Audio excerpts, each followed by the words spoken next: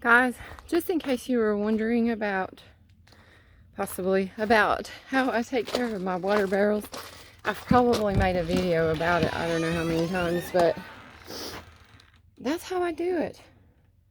Duh, I don't know why I'm taking this down here.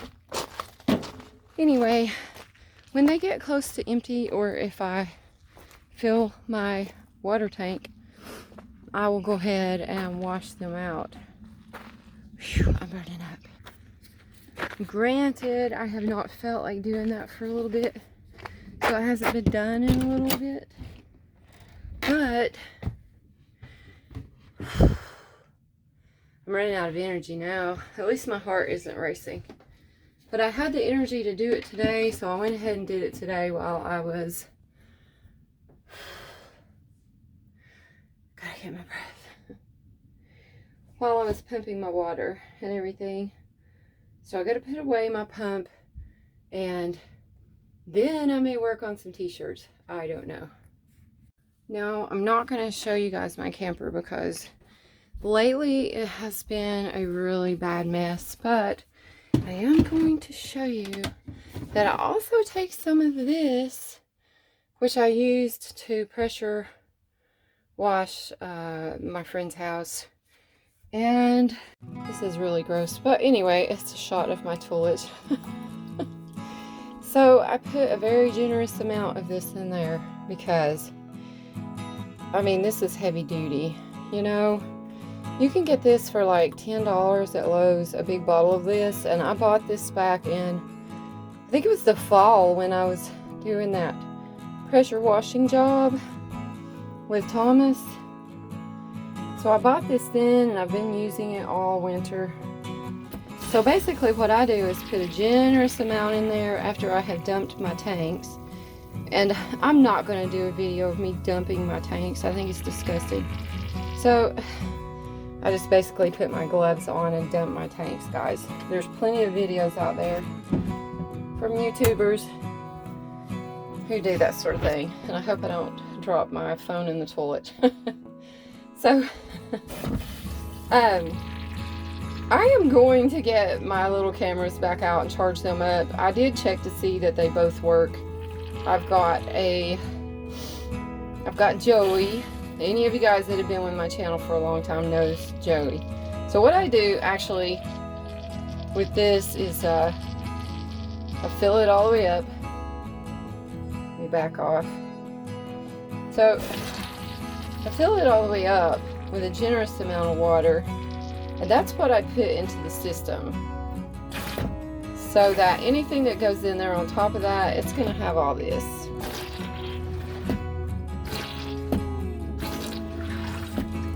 There we go. There's still some in there, but you guys get the idea. Now, I don't have to tell any of you guys that in our day and age, you really need to get ready to be able to live off grid. I had a desire to do that before I even left my house. Like I had a desire to do that before I even got my house, because I was raised on a farm. I was raised, well, before we moved up to the mountain, I was raised on a farm, and we farmed. I mean, there was a garden every year. There was a garden, and that's what we did. I mean, I don't can right now, but when I have my house, I canned. You know, it wasn't for survival, but it was really nice to take a bunch of blackberries and can. I canned the juice. I didn't really can jelly because I just preferred the juice, and also grape juice from my grapevine. I took some pieces off my mom's grapevines. They were about maybe twice that long, so maybe about 8 inches long, and then I stuck them in a flower pot off on my back porch. I'm sorry, I'm breathless. This is my life right now. So, a bug coming in. Hang on. Okay, I took this show on the road. Anyway, as I was saying, so I did that canning. It was very nice. It was very fun. I enjoyed it. Anyway, my building is in such a mess right now, and I can hardly work in here. I did just get a printer Oh, here that the whole intention of that was for printing off songs to sing at the church. So I'm gonna get that set up. I also have some paintings here that need a better home. And the problem was I had my spring clothes stored down there, and I had to move all these paintings to get access to that. So now I'm going to put them back down there, but I need to put up some sections so that the different size paintings are separated, because this situation right here will damage that painting. And you can see already, see that divot right there? Daggone it, man. What is a girl supposed to do without a handyman? Ugh, I guess that means I have to be the handyman. And even that situation, do you see that right there? That. So I have to set up sections, and I can't get that to scoot over for some reason. Okay. Anyway, gotta figure out something else with that. So, do you see right down there? See that right there? That cannot happen. So, I've got to section this off and get it ready for that. So, I am on my second week of treatments. Oh, I wanted to show you guys my arm. So, here's what the last nurse did to me. She was trying to get an IV in there, which I made her stop, and then she put one in here. Do you see this big fat vein right here? Like, that's what the other girl put it in. Why this girl, woman, she's older than I am, put it in that vein right there, I do not know, when there's a big fat juicy one right there. So that's part of what's going on right now with that. And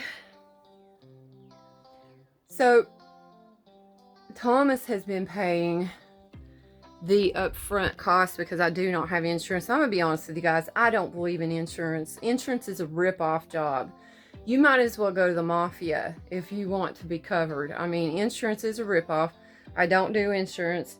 And with all these things going on, I haven't been able to restart a cleaning business. Lost a house, and that's fine, whatever.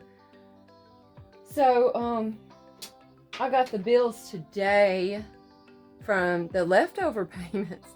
They charged me $500 last week. $500 on top of the copay, quote unquote copay. Now, I'm not going to allow Thomas to pay for this stuff. I'm not. So I'm thinking about not taking the treatments unless I can find another form of payment. So anyway, maybe I'll get some shirts done. I don't know, but I'm not here to gripe. I just want to tell you guys what was going on. So it is ridiculous. Like the first person I talked to, the first doctor, they charged me $250 up front. I don't even know if they're going to charge anything beyond that. If they were going to bill beyond that, I have no idea. But I'm not going to keep going through this. Yeah, I have energy, and it stopped the heart racing. It completely stopped that. Except when I do, you know, something like what I just did. But the medical field is the biggest ripoff that is out there right now. I mean, here's part of this mess, guys. It's ridiculous. How do they expect people to pay this stuff? Well, they've got all these deals with the insurance companies and stuff, and I'm not going to go on about that, but people need to be questioning. They should be questioning what's going on with that. Well, do I have auto insurance? Yes, I have auto insurance. I have to have auto insurance. But, I mean, that's where I draw the line, you know? And I just told Thomas last night, I would rather shrivel up and die. I would. Than to pay bills like that. Now, that may seem extreme to you guys, but that's my opinion. That's how I feel about it. When I leave here, I'm going to a better place. Do I want to leave here? No. I want to be here with my kids. But I am not jumping through their hoops. I refuse to. I will not conform to this world system. I will not conform to this beast system. I will not. You guys can do it if you want to.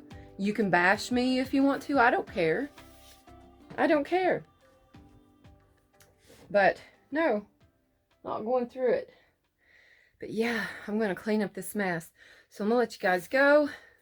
And Jiraiya forgot his teddy bear. Look at poor Mr. Bear over there. He got left. He looks so sad.